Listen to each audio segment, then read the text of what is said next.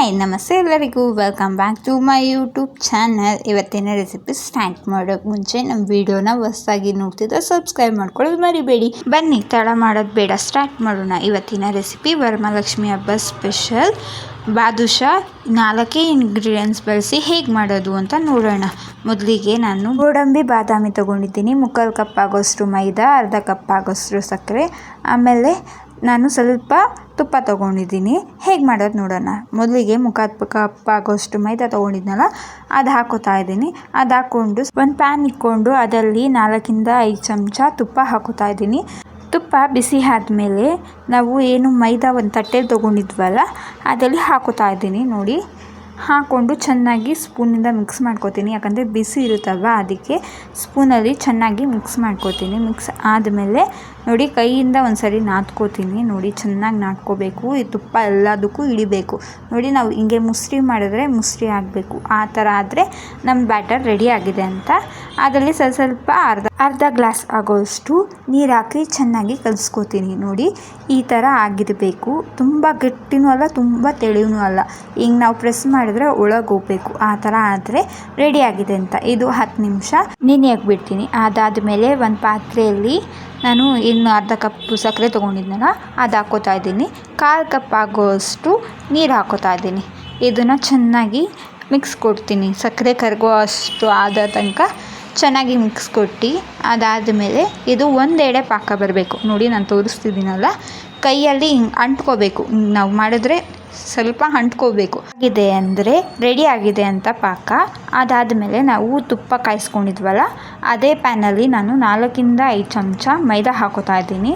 ಮೈದಾ ಹಾಕ್ಕೊಂಡು ಅದೇ ಸ್ಪೂನಲ್ಲಿ ನಾನು 4 5 6 ಚಮಚ ಹಾಕೋಷ್ಟು ತುಪ್ಪ ಹಾಕೋತಾ ಇದ್ದೀನಿ. ಈ ತುಪ್ಪ ಹಾಕ್ಕೊಂಡು ಚೆನ್ನಾಗಿ ಮೈದಾನು ತುಪ್ಪನೂ ಚೆನ್ನಾಗಿ ಮಿಕ್ಸ್ ಆಗಬೇಕು, ಒಂಥರ ಕ್ರೀಮ್ ಥರ ಆಗಬೇಕು. ಆ ಥರ ಆದರೆ ರೆಡಿ. ನೋಡಿ ಈ ಥರ ಚೆನ್ನಾಗಿ ಮಿಕ್ಸ್ ಮಾಡ್ಕೋತಾ ಇದ್ದೀನಿ ನಾನು. ಈಗ ನೋಡಿ ಈ ಥರ ಗಟ್ಟಿ ಕ್ರೀಮ್ ಥರ ಆದರೆ ಸಾಕು. ಅದಾದಮೇಲೆ ಒಂದು 5 ನಿಮಿಷ ಅದನ್ನು ನೆನೆಯಕ್ಕೆ ಬಿಡೋಣ.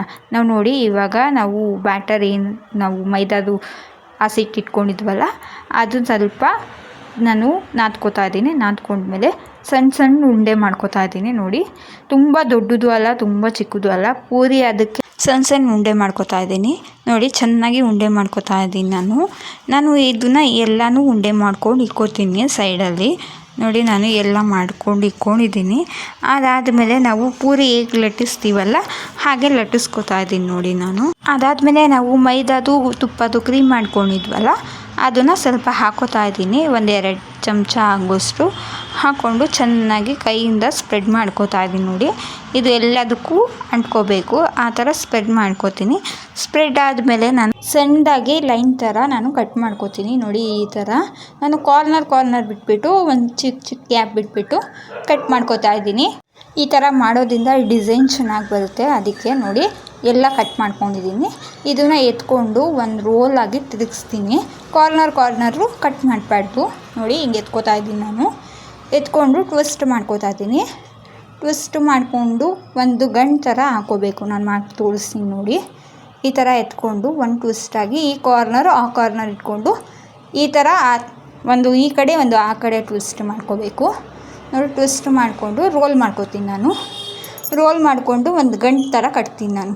ನೋಡಿ ಈ ಥರ ಗಂಟು ಕಟ್ತೀನಿ. ಅದು ಗಂಟು ಮಾಡಿ ಒಂಥರ ಪ್ರೆಸ್ ಮಾಡಬೇಕು, ಒಂದು ಚೂರು ಪ್ರೆಸ್ ಮಾಡಿಕೊಂಡ್ರೆ ಸಾಕು. ನೋಡಿ ಒಂಥರ ಡಿಸೈನ್ ರೆಡಿ ಆಗಿದೆ.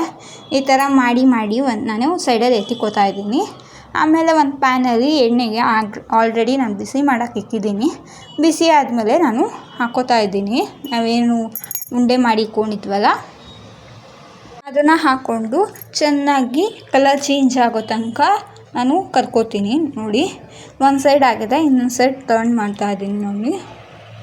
ನೋಡಿ ಈ ಥರ ಕಲರ್ ಚೇಂಜ್ ಆದರೆ ಸಾಕು. ಈ ಥರ ಆದಮೇಲೆ ನಾನು ತಟ್ಟೆಗೆ ಎತ್ತಿಕೋತಾ ಇದ್ದೀನಿ. ನೋಡಿ ಈ ಥರ ಆಗುತ್ತೆ, ಒಂಥರ ಡಿಸೈನ್ ಚೆನ್ನಾಗಿರುತ್ತೆ.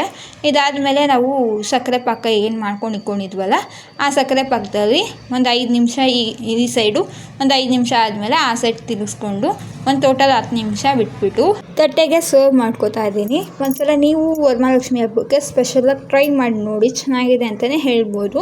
ನಾವೇನು ಬಾದಾಮಿ ಗೋಡಂಬಿ ಎತ್ತಿಕೊಂಡಿದ್ವಲ್ಲ ಇದನ್ನು ನಾನು ಸಣ್ಣದಾಗಿ ಕಟ್ ಮಾಡಿಕೊಂಡು ಇದ್ರ ಮೇಲೆ ಹಾಕೋತಾ ಇದ್ದೀನಿ. ಚೆನ್ನಾಗಿರುತ್ತೆ ಅಂತಲೇ ಹೇಳ್ಬೋದು. ನೀವು ಒಂದ್ಸಲ ಟ್ರೈ ಮಾಡಿ. ಇಷ್ಟವಾದಲ್ಲಿ ಲೈಕ್, ಕಮೆಂಟ್ ಆ್ಯಂಡ್ ಸಬ್ಸ್ಕ್ರೈಬ್ ಮಾಡ್ಕೊಳ್ಳೋದು ಮರಿಬೇಡಿ. Thank you.